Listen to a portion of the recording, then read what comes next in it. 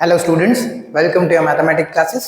अब हम स्टार्ट कर रहे हैं हमारा नेक्स्ट क्वेश्चन है क्वेश्चन नंबर 6। क्या कहता है question? A 1.5 metre tall boy standing at some distance from a 30 metre tall building. एक 1.5 मीटर हाइट का एक लड़का है जो कि 30 मीटर टॉल बिल्डिंग से कुछ डिस्टेंस पे खड़ा है। The angle of elevation from his eyes to the top of a building increases from 30 degree to 60 degree. जो इसका एंगल ऑफ एलिवेशन है वो 30 डिग्री से 60 डिग्री तक बढ़ रहा है as he walks towards the building. हो रहा क्या है कि एक लड़का है 1.5 मीटर टॉल और वो 30 मीटर टॉल बिल्डिंग की तरफ जा रहा है। ठीक है, तो जब पहले खड़ा था, पहली पोजीशन पे कुछ डिस्टेंस पे खड़ा था, तब उसका एंगल ऑफ एलिवेशन 30 था और वो जैसे ही पास में गया तो उसका एंगल ऑफ एलिवेशन 60 डिग्री हो गया। Find the distance he walk towards the building. वो बिल्डिंग की तरफ कितना वॉक करके गया है वो हमें डिस्टेंस फाइंड आउट करनी है। तो सबसे पहले हम क्या करेंगे, हम एक डायग्राम बना लेते हैं। ये हमारी 30 मीटर टॉल बिल्डिंग ले लेते हैं, हम थोड़ी और बड़ी लेते हैं। ठीक है, और ये ग्राउंड ले लेते हैं।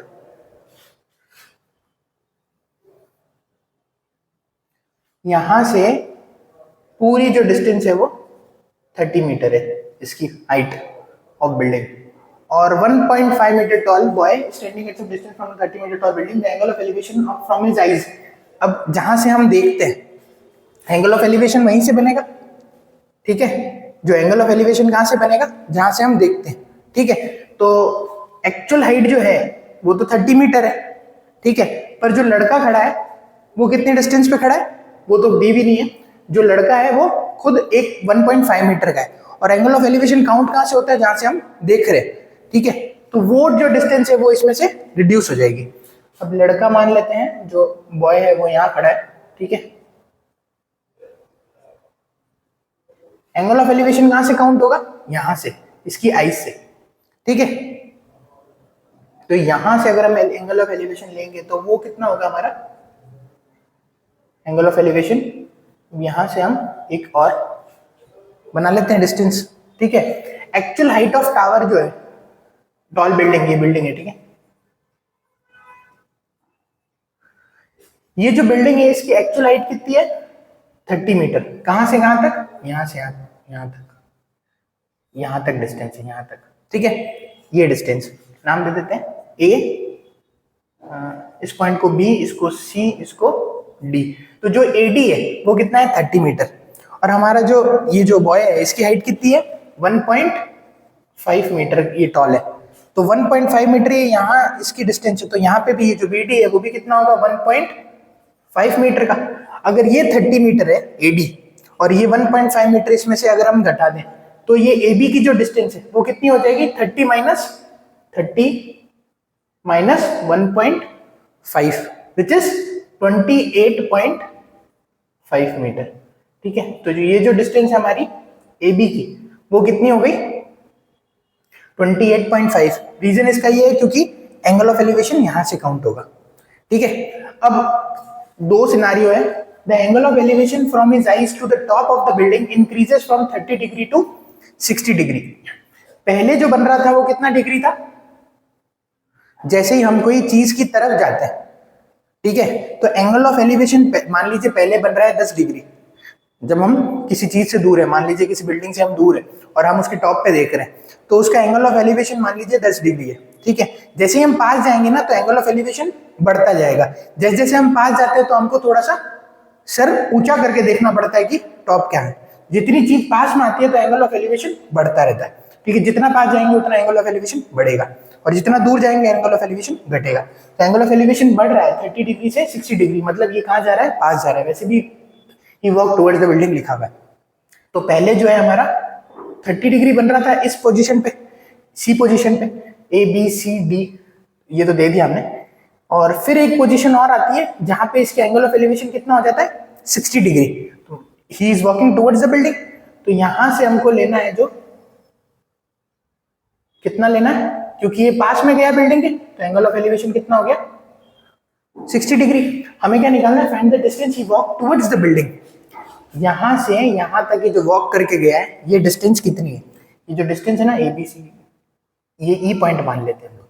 ये जो डिस्टेंस इसने ट्रेवल की लड़के ने, वो कितनी है? CE डिस्टेंस है। तो हम कितनी मान लेते हैं? CE को x मीटर मान लेते हैं, और जो EB है वो y मीटर ले लेते हैं। हमें finally x metres find out करना है। तो हम क्या करते हैं, मार्किंग कर लेते हैं कि हमारी CE कितना है। CE जो है वो x मीटर है, और EB जो है वो y मीटर है। अब हम दो ट्राइंगल्स यूज करेंगे हमारे सॉल्यूशन के अंदर। एक तो ट्राइंगल होगा ABC, और एक होगा ABE। ये वाला जो पॉइंट है, ये पॉइंट E है, ठीक है।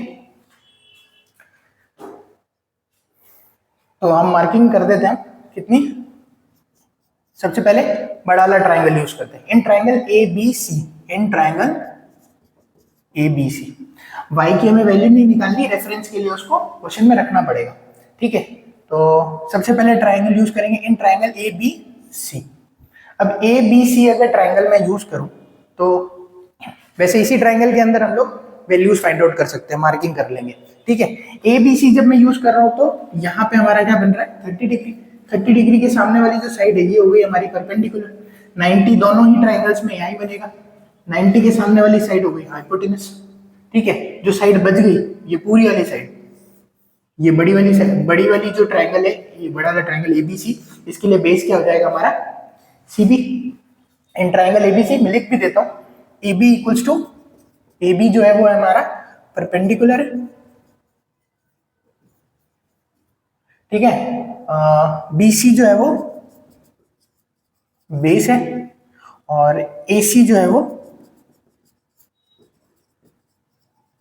हाइपोटेनस है। अब सिंपल हो गया क्वेश्चन। ABC हमें क्या फाइंड आउट करना है? x फाइंड आउट करना है। तो इस लेंथ को तो हमको कंसीडरेशन में रखना ही पड़ेगा, और हमें गिवन क्या है?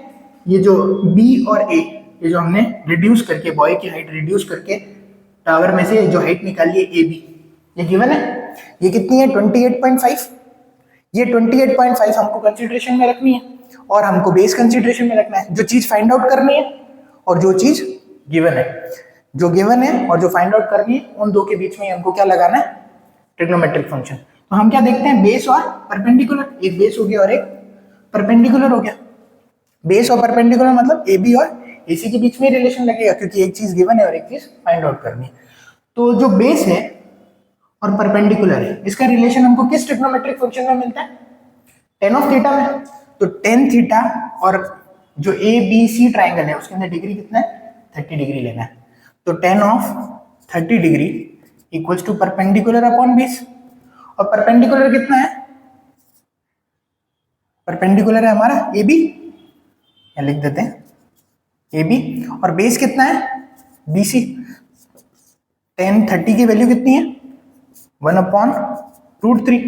tan 30 sin 30 upon cos 30। sin 30 is 1/√3, sorry 1/2, और cos 30 कितना हो गया? √3/2। दोनों को डिवाइड करेंगे 1/√3। तो AB upon BC, AB is 28.5, and BC, ये जो BC है हमारा, यहां से लेके यहां तक CB बोले या BC बोले एक ही बात है। ये x डिस्टेंस और y डिस्टेंस को सम अप करके बना। तो हम क्या लिखेंगे? x प्लस y हमारा क्या है? BC, ठीक है। उसमें से हमको सिर्फ x फाइंड आउट करना है, x फाइंड आउट करना है, y हमारा रेफरेंस के लिए काम आएगा सिर्फ। तो x plus y equals to क्या हो गया? 28.5√3, ठीक है। तो y की यहां से वैल्यू क्या लिख सकता हूं मैं? 28.5√3 माइनस x। ये मेरी x की वैल्यू आ गई। रेफरेंस के लिए इसको यूज करेंगे हम, क्योंकि दूसरी ट्राइंगल में भी y आने वाला है, जो ट्राइंगल है हमारा ABE। अब क्या यूज करेंगे? In triangle ABE। अगर ABE ट्राइंगल देखें तो इसके अंदर भी मैं मार्किंग कर देता हूं। Again ABEs are perpendicular, ABEs are perpendicular, ठीक है। EB बोले या BE बोले, वो क्या हो जाएगा? ये हमारा 60 डिग्री यहाँ बन रहा है, परपेंडिकुलर ये रहेगा 90 के सामने वाला, हाइपोटेनस ये जो बच गई वो साइड क्या हो जाएगी? अब ये वाली जो साइड है वो क्या हो गई? हमारी बेस। तो EB क्या है? हमारा बेस है। और जो हाइपोटेनस है वो AE है। ठीक है, हाइपोटेनस दोनों में ही काम नहीं आ रहा था, ना उसकी लेंथ गिवन थी ना उसकी लेंथ फाइंड आउट करनी थी, तो उससे हमको ना फर्स्ट केस में ना सेकंड केस में हमको उससे कोई इंफॉर्मेशन निकलेगी। ठीक है, तो AE क्या है हमारा, ये हमारा हाइपोटेनस हो गया। ठीक है, और मार्किंग करें तो अब बात कर रहे हैं हम बेस की और परपेंडिकुलर की। अगेन क्या यूज करेंगे, टेन थीटा, क्योंकि टेन थीटा का रिलेशन हमें परपेंडिकुलर और बेस में स्टेब्लिश होता है। तो tan 60 degree equals to perpendicular upon base, perpendicular is are AB and base is EB या BE, कुछ भी लिख सकते हैं, लेंथ है।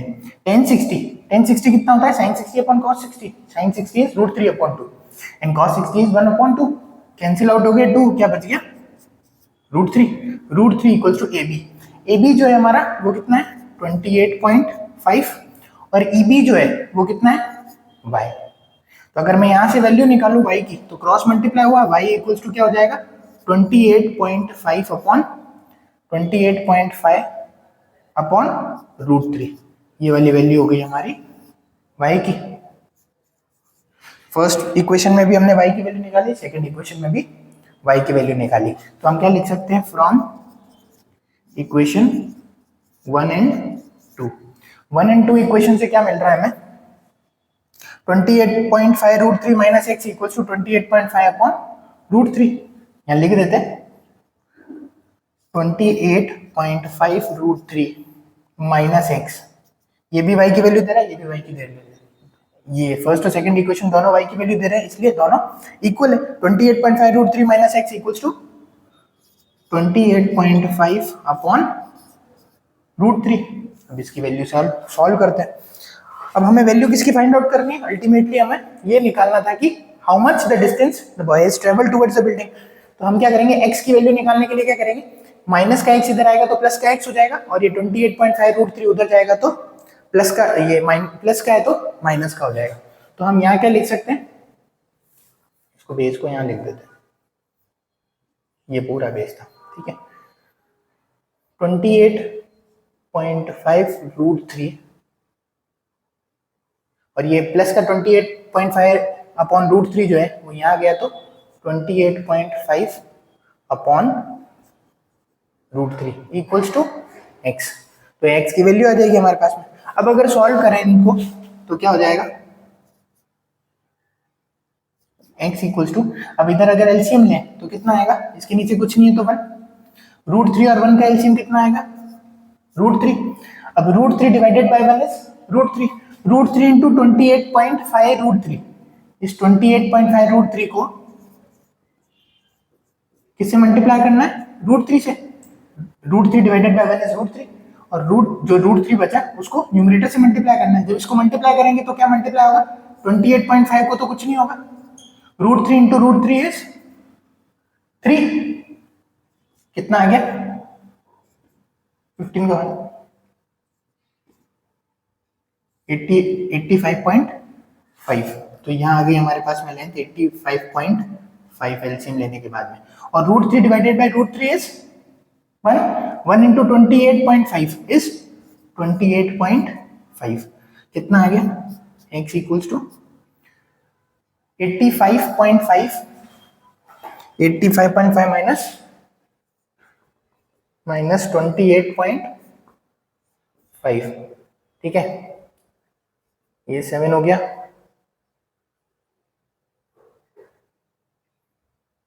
ये हो गया 7, 57 अपॉन √3, 57 अपॉन √3। अब क्या है, ये 57 x इक्वल्स टू 57 अपॉन √3 है। ठीक है, तो अब ये 57 अपॉन जो √3 है, क्योंकि डिनोमिनेटर में रूट में आंसर नहीं देते तो इसको किससे मल्टीप्लाई करेंगे, √3 अपॉन √3 से। तो x equals to 57 √3 upon √3 into √3 is 3। अब ये 3 कैंसिल आउट हो जाएगा, 57 से 7 प्लस 5 इज 12, 3 से डिविजिबल है, तो 3 1 जा 3, 3 9 जा 27। तो कितना आ गया हमारे पास में, x equals to 19√3 metre. This is the distance, लिख लेना, this the distance travel by 19.19√3 metre is the distance travelled by boy towards the building. यह आंसर है हमारा। ओके